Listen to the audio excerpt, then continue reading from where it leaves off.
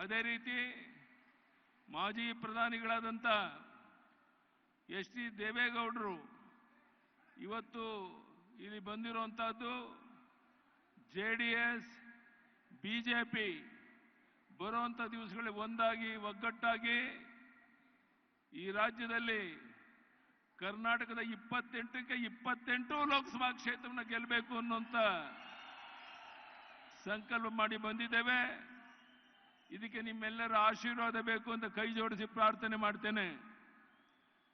ಸಮಯದ ಅಭಾವ ಇದೆ. ವೇದಿಕೆ ಮೇಲಿರುವಂತ ಎಲ್ಲ ಮುಖಂಡರೇ, ಲಕ್ಷಾಂತರ ಸಂಖ್ಯೆಯಲ್ಲಿ ಸೇರಿದಂತ ನನ್ನ ಆತ್ಮೀಯ ಬಂಧುಗಳೇ, ಅಣ್ಣ ತಮ್ಮಂದಿರೇ, ತಾಯಂದಿರೇ, ಮಾಧ್ಯಮದ ಸ್ನೇಹಿತರೆ, ಇವತ್ತು ಇಡೀ ವಿಶ್ವವೇ ಭಾರತದ ಕಡೆ ನರೇಂದ್ರ ಮೋದಿಜಿಯವರ ಕಡೆ ನೋಡ್ತಾ ಇರೋದು ನಿಮಗೆಲ್ಲ ಗೊತ್ತಿರುವಂತ ಸಂಗತಿ.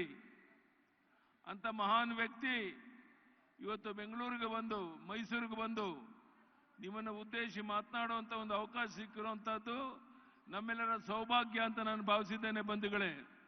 ಅದೇ ರೀತಿ ಮಾನ್ಯ ಮಾಜಿ ಪ್ರಧಾನಿಗಳಾದಂಥ ಎಚ್ ಡಿ ದೇವೇಗೌಡರು ಸಹ ಈ ಸಂದರ್ಭ ಉಪಸ್ಥಿತಿರುವಂತಹದ್ದು.